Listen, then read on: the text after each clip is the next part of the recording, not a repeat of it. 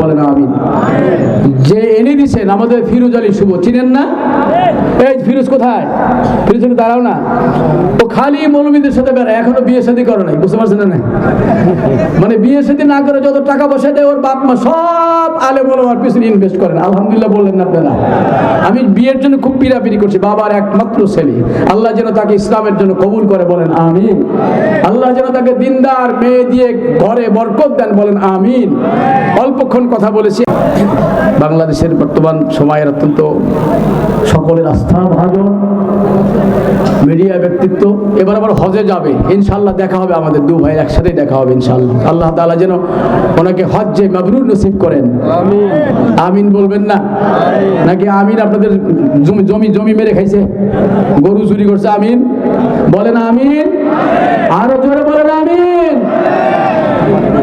বিশিষ্ট আলেম দ্বীন, অভিজ্ঞ আলোচক মৌলানা গোলাম রব্বানী যুক্তিবাদী হাফিজাহুল্লাহ, আল্লাহ তাআলা তার কণ্ঠে আরো বরকত দান করুক, বলেন আমিন। আল্লাহ তাকে বিশ্বময় আরো কবুল করুক, বলেন আমিন।